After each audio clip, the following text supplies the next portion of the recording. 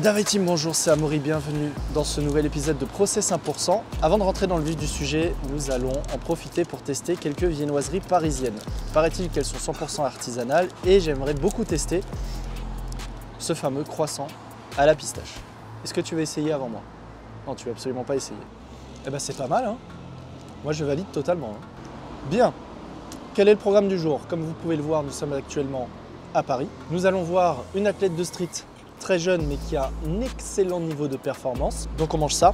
On va au parc de la Villette, parc des Voltiges. Je suis jamais allé à cet endroit-là, ou plutôt j'y suis allé quand j'étais petit au parc de la Villette en général, mais je ne connaissais pas l'existence de ce parc. Peut-être n'existait-il pas il y a 20 ans de ça, c'est peut-être ça aussi. Donc ça va être très cool, on va découvrir l'endroit. Je vais voir Kim pour la première fois parce que je ne sais même pas à quoi elle ressemble en fait de faciès. Donc c'est pour vous dire. J'ai juste vu ses perfs et de là je me suis dit ça vaut le coup de faire une vidéo avec elle quand on passera sur Paris. Donc dans ce vlog on va vous montrer tout ça. Il y aura une vidéo dédiée avec elle. On va tourner dans la foulée un petit podcast avec elle parce que ça peut être hyper intéressant d'avoir sa vision du street en tant que jeune athlète, en tant que femme parce qu'il y en a très peu et d'autant plus dans le statique parce qu'il y en a encore moins. Après tout ça, on ira au Airbnb poser les affaires, puis on va commencer à aller faire un petit tour dans Paris et demain on ira faire un entraînement spécial à la salle On Air Voltaire qui est a priori l'un des plus gros on air de France, d'autant plus que nous irons rencontrer une personne assez particulière pour nous. Je vous ai parlé de lui dans le premier Process 100%. On va rencontrer l'abonné qui nous a aidé à avoir le Bastion. Je tenais absolument à le remercier et comme il est sur Paris, on s'est dit faisons une séance ensemble, c'est l'occasion. Si ce format vous plaît, je vous invite à liker et à vous abonner pour soutenir le travail. C'est beaucoup de boulot ce genre de format de vidéo, donc j'espère que ça va vous plaire. Je finis ça et on se retrouve là-bas. Let's go!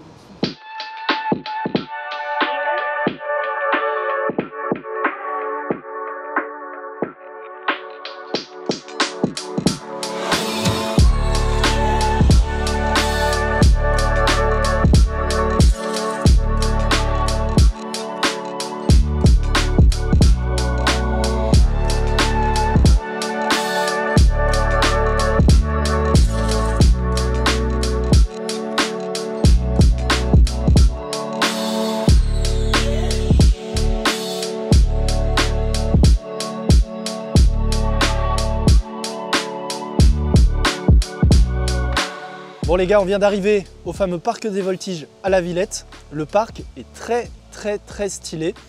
Je ne sais pas si vous vous rendez bien compte là au niveau des images. Il y a tout ce qu'il faut, aussi bien pour cette N-Rep que pour la partie freestyle, statique et dynamique parce que je vois des bars qui peuvent être exploités pour du freestyle, ce qui est assez rare dans les parcs de street en général. Et je suis accompagné de Kim, du coup. Athlète de street workout depuis 2 ans à peu près. J'ai fait 1 an cette N-Rep et 1 an statique. Et puis voilà. C'est marrant parce que tu es toute timide. Oui. C'est super drôle. T'as 16 ans, c'est ça? Ouais, 16 ans. Donc t'as commencé à 14 ans. Oui, à peu près. Et pourtant, vous verrez dans la vidéo d'entraînement, elle a de sacrés perfs. Tu mets très peu de contenu, j'ai vu d'ailleurs. Ouais, et je supprime quand je poste, donc c'est un peu contradictoire. Ah ouais, d'accord, c'est pour ça. Ok. Parce que je suis tombé sur un ou deux reels et j'ai vu passer une straddle planche et tout, j'ai fait ah bon? C'est qui elle? Parce que des filles qui ont des straddle planches, c'est pas commun. Puis après, j'ai vu des one arm, j'ai vu des trucs comme ça, j'ai fait ok, d'accord. Mais j'ai vu qu'il n'y avait qu'une seule vidéo. Ouais, parce que j'ai la fâcheuse habitude de supprimer après que je poste parce que je suis très peu fière de mes perfs. Ok. Et du coup, j'ai des états comme ça où sur un coup de tête, je supprime tout. Donc ouais, c'est pas évident de se rendre compte de son niveau si vous allez sur son compte, mais pour le peu que j'ai vu, c'est prometteur. Là, tu pourras pas supprimer la vidéo YouTube, il va falloir que tu assumes. Ouais, l'idée, c'est que dans 6 mois, tu la regardes et tu te dises ok, maintenant je fais mieux. Mais tu la supprimes pas. Ouais. Sinon, on va être dans la merde. Toi, t'es jamais venu ici? Non, c'est la première fois. D'accord. Mais ouais, le parc, il est incroyable. Ouais, il a l'air très stylé. Bon. Les gars, je vous propose qu'on s'échauffe un petit peu tranquillement. En même temps, on vous fait faire un petit tour du parc. Et puis ensuite, on passera à la vidéo en tant que telle. Alors, je sais pas comment tu t'échauffes. Moi non plus. Non, en vrai, vite fait, articulation. Okay. Et après, je teste des petits one-arm handstand push-up. Ah, t'as des handstand push-up? Ouais, un petit peu. Ok, elle a des handstand push-up. Ah, c'est un délire. Pas très clean, hein, okay. Mais c'est juste pour voir un peu si j'ai de la force ou pas aujourd'hui. Ouais, pour te tester un peu? Ouais, voilà. Ok, donc en fait, pas beaucoup d'échauffement articulaire, etc. en tant que tel. Je devrais en faire plus.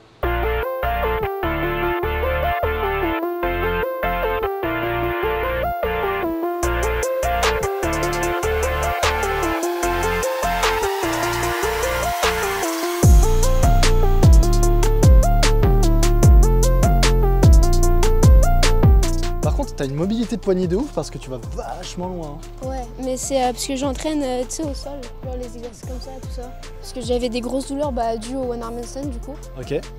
Mais je vais peut-être pas développer maintenant.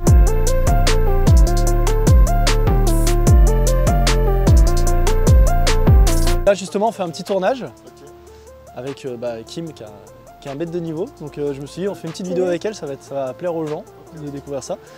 Et tu t'appelles comment? Moi, je m'appelle Bilal. Bilal, ok.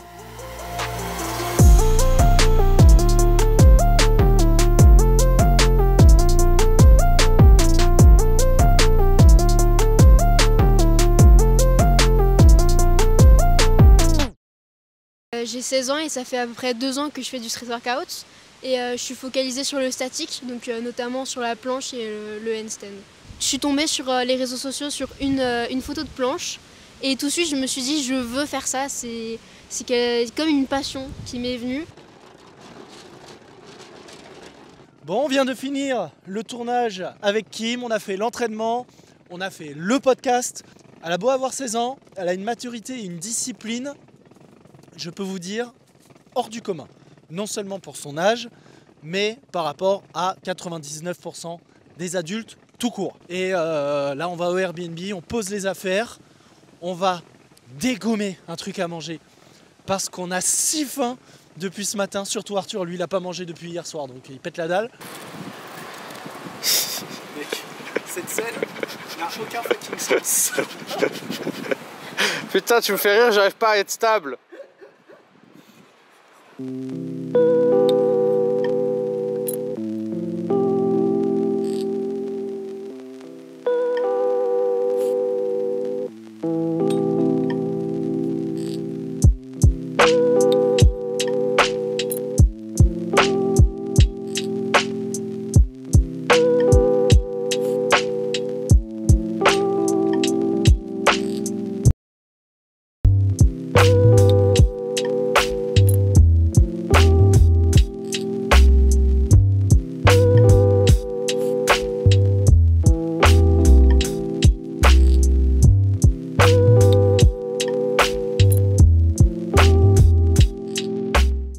Je vous explique, là on va faire un grand écart entre le sport et un tout autre univers, tout simplement parce que ceux qui me suivent depuis très longtemps sur YouTube, bien avant cette chaîne-là et bien avant même les précédentes, j'avais une chaîne YouTube qui parlait de jeux vidéo, c'est la première chaîne sur laquelle j'ai appris à parler devant une caméra, tourner des vidéos, monter des vidéos, et c'est un univers que j'aime toujours beaucoup, le jeu vidéo, et particulièrement la collection de jeux vidéo. Je vais aller pour la première fois dans une des boutiques parisiennes et même françaises les plus emblématiques pour tous les gens qui s'intéressent à la collection. Et je me suis dit que ce serait cool d'y aller dans ce vlog et de vous montrer un peu à quoi ça ressemble cet univers. Et qui, même si j'en suis très loin maintenant, est quand même quelque chose qui me plaît. Donc on va aller dans une boutique qui s'appelle Trader Games, qui fait partie d'un lot de boutiques qu'il y a là le long du boulevard Voltaire. Un peu comme au Japon à Akihabara où il y a plein de boutiques de vieux jeux vidéo, ce qu'on appelle du rétro gaming. Et c'est un des seuls coins en Europe où il y a ça. Et on a cette chance d'avoir ça à Paris, même s'il y a quelques boutiques qui ont disparu depuis, il me semble. Et du coup, je vous propose qu'on aille dans la plus emblématique, que je vais voir enfin pour la première fois. J'ai vu plein de vidéos, mais jamais de mes yeux. Donc ça peut être très cool. On va découvrir ça. On va aller à l'étage. Pour ceux qui ne connaissent pas, c'est vrai que c'est très inhabituel de se retrouver avec des jeux dans des vitrines. Mais du coup, c'est très commun dans l'univers de la collection, surtout les jeux qui valent cher, certains vieux jeux qui valent très cher, de les mettre en vitrine parce que c'est beaucoup plus stylé pour les exposer, ne serait-ce que d'un point de vue marketing. Mais du coup, c'est très cool de voir ça pour la première fois. Alors, pendant qu'on est là, je vous fais 2-3 petites confidences. Je vous partage, petit moment de partage jeux vidéo, je vous explique moi ce que j'aime le plus. Alors, évidemment, dans les vieux jeux, moi ce que j'aime c'est le design des boîtes, etc. L'aspect collection, j'ai toujours aimé ça, l'aspect collection. J'ai collectionné des cartes Pokémon, des cartes Dragon Ball, des cartes tout ce que vous voulez. Mais d'ailleurs j'ai toujours chez moi une collection de vieux jeux vidéo récents et rétro comme on les appelle, parce que j'aime bien, donc je les garde même si j'investis plus dedans, c'est plus d'actualité. Pour l'instant je reprendrai plus tard quand je serai riche. C'est le but du jeu, on est là pour ça, Process 100%, je vous le rappelle quand même. Mais moi vraiment ma console de cœur dans tout ça, que je ne trouve pas. 64 c'est la première console qui m'a appartenu que j'ai eu à un Noël. Donc moi j'aime beaucoup, mais c'est pas tellement celle pour laquelle j'ai plus d'affect, bien que j'ai fait à peu près tous les classiques dessus à l'époque et que j'ai tous les classiques encore chez moi actuellement avec les boîtes, etc. Parce que c'est une console où j'avais vraiment envie de tout récupérer. Celle que j'aime beaucoup, c'est par là. Moi c'est tout ce qui est Super Nintendo, Super Famicom étant le nom japonais de la console. parce que c'est celle avec laquelle j'ai commencé, qui était la console de ma mère. Donc, et là, on a tout. Est-ce qu'on fait plus emblématique aujourd'hui de manette que ça? Je suis pas sûr.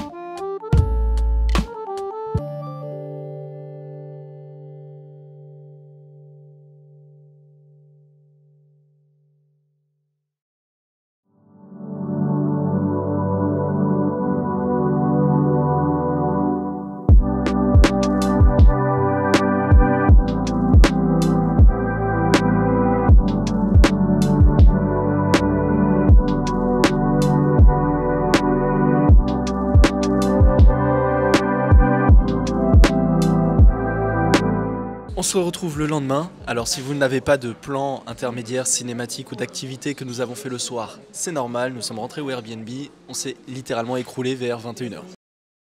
Et donc là on se retrouve le lendemain matin dans un petit café typique, très sympathique, au par ailleurs. Moi j'aime beaucoup ce genre d'endroit, parce que même dans des grandes villes comme Lyon, il y a quelques cafés, mais c'est incomparable avec Paris. Je vous propose qu'on fasse un petit point business, parce qu'on est dans Process 1%, l'intérêt c'est de vous montrer les backstage de tout ce qu'on fait, et de parler un petit peu business. Aujourd'hui on est le 15 octobre, donc il y a 7 jours de ça, on a fait le lancement de la nouvelle chaîne, avec les nouveaux programmes. Pour rappel, vendredi 6 octobre, lancement de la nouvelle chaîne avec le premier vlog Process 1%. Là vous devez être dans l'épisode Vlog 2, donc 3e épisode de la série. Et donc il y a eu le lancement des 2 nouveaux programmes, relance de la chaîne avec une offre promotionnelle de 30%. C'est la première fois que je faisais une grosse offre comme ça et je voulais voir un peu ce que ça pouvait donner en termes d'impact. Et puis pour marquer le coup, ça faisait totalement sens. Je vous l'avais déjà dit, on avait atteint des revenus publicité YouTube, programme cumulé sur août d'à peu près 3000 € de bénéfices. Ouais, j'avais déjà compté les bénéfices, donc à peu près 3000 de bénéfices. Aujourd'hui, je n'ai plus les pubs YouTube, donc j'ai plus que les programmes. Eh bien, pour vous donner un ordre d'idée, là on est sur du chiffre d'affaires pur, j'ai pas encore tout déduit. Sur le lancement, en 48 heures, on a généré 1500 € de vente. Donc un très bon chiffre, honnêtement. D'autant plus que pour rappel, on passe d'une chaîne de 16 000 à 2000 et quelques abonnés. Générer un salaire en 48 heures, c'est quand même assez exceptionnel. Très fier de ce lancement. C'est la première fois que je fais un gros lancement comme ça et je suis trop content que ça ait bien marché. Néanmoins, et c'est là que c'est intéressant, c'est que comme là on n'est plus sur une activité salariale rémunérée à la presta, à l'heure travaillée, les heures sont là pour mettre en place des tunnels de vente, etc. et automatiser des ventes sur du long terme. Ça peut fluctuer d'un jour à l'autre. Et donc pour vous donner une indication en toute transparence, depuis la fin du lancement, donc le dimanche 8, il y a eu une seule vente de générée. Donc finalement, si on lisse ce lancement plus la petite vente, sur la semaine, bah, ça fait plus tant de chiffres que ça. J'ai à peu près 1500 € de frais mensuels à couvrir avant d'être dans du bénéfice. C'est intéressant de noter qu'après ce lancement, assez logiquement, il y a eu un petit creux qui depuis, j'espère, a été largement relancé. Vous découvrez ce vlog peut-être 1 mois et demi après la date actuelle de tournage, donc je vous ai peut-être droppé d'autres infos entre temps sur Instagram. Qu'est-ce que j'ai fait de particulier dans ce lancement que j'avais pas fait avant? 2 nouveaux programmes qui sont sortis en même temps. J'ai fait une vraie campagne mail promotionnelle. Je l'ai fait plusieurs fois sur Instagram, je l'ai fait plusieurs fois sur la page communautaire YouTube et ça a apporté ses fruits sans pour autant avoir de retour négatif des gens qui ont dit bah mec t'es relou, tu spammes trop là sur ce laps de temps. Faut pas hésiter à communiquer sur ces offres quand il y a un créneau adapté pour, alors que c'est totalement assumé que l'activité YouTube est là pour faire la promotion des services. En plus, bien sûr, de kiffer faire les vidéos, de faire la promo du street en général, et tout ça c'est très cool, mais ça n'empêche pas de faire du chiffre à côté. Donc voilà un peu pour la partie business, vous êtes un petit peu au fait des dernières actualités. Sur ce, on s'est pris un maxi petit-déj, double espresso chacun, on va aller vous tourner quelques plans, et on se retrouvera à Honner-Voltaire. A tout à l'heure.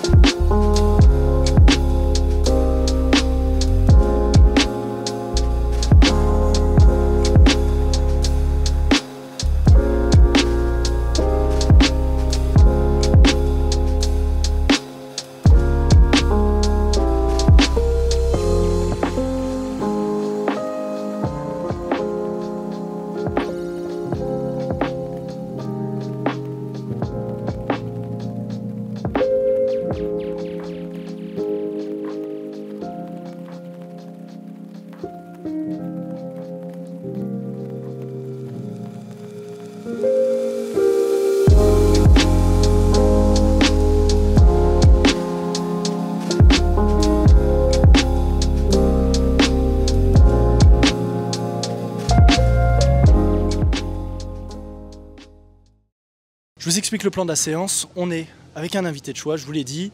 On est venu se faire une séance avec celui qui nous a trouvé le bastion. Je te propose de venir. Ça me fait trop plaisir de te voir ici. Du coup. Moi aussi, également. Si tu veux te présenter Carrément. un petit peu. J'ai 18 ans, je m'appelle Hugo. Je suis venu faire une séance de ouf avec Amaury et Arthur. Et Arthur. Et Arthur, surtout Arthur. Lui, il est plus balèze, à mon avis. C'est plus dangereux de l'énerver lui que moi. Ça fait bizarre de vous voir en vrai, mais c'est trop bien. Ça va, on est comme en vidéo ou pas? Mais c'est même pas pour vous faire plaisir, mais vous êtes un peu plus big, je trouve. Ah ouais, je sais pas si on vous l'a déjà cool, dit. C'est bon, c'est ok. Et du coup, on s'est dit, on fait une séance statique, planche, front, pourquoi pas, tu vois. Et ensuite, on enchaîne, petite séance de muscu, on pump un peu, et puis ce sera pas mal. Carrément. Si t'es partant. Je suis chaud. Puis ici, au passage, je peux te filer quelques tips sur les figures que tu bosses. Moi, avec j'essaierai grand dans la plaisir. mesure de mes connaissances selon les sujets. Et puis, let's go. Avec grand plaisir. Eh ben, Let's c'est go. parti alors. C'est bien ça. Bien. Peut-être un poil bas, mais ça va, t'as quand même une belle forme, t'as les bras qui sont bien tendus, t'as un peu de hauteur. Non, franchement, ça va. Moi, je m'attendais à une tuck dégueulasse et t'as fait un début d'advance bien. Là, faudrait voir maintenant en essayant de déplier un peu, en allant chercher un peu d'ouverture ce que ça donne, mais là, c'est bien.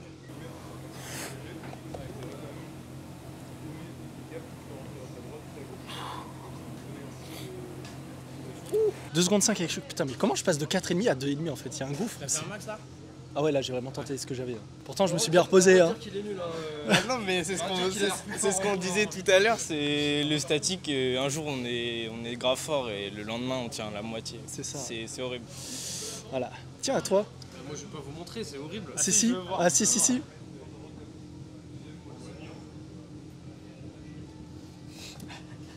Voilà, c'est le mieux que tu puisses faire. Vas-y, déplie d'un coup. Déplie plus vite. Ok. Ouais. Le handstand pour les négatifs c'est trop bien parce qu'au moins tu pars, t'es à l'aise, t'es vraiment en équilibre articulaire pour partir donc tu peux contrôler ta descente. Alors que si tu pars en fin de presse, tout de suite tu te crames pour ensuite te placer, c'est l'enfer.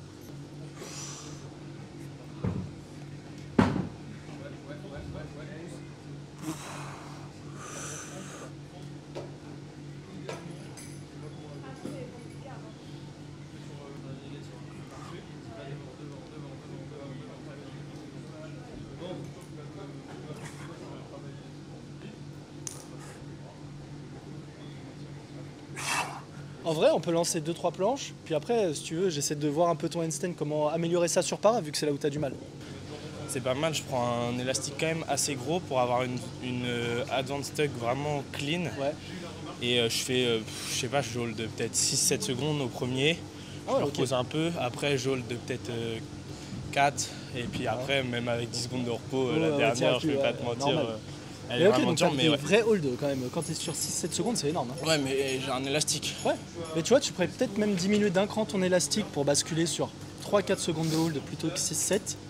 T'en relances un qui dure 2-3 et t'en as un dernier à 1,5-2 Ouais. dans la forme que tu peux.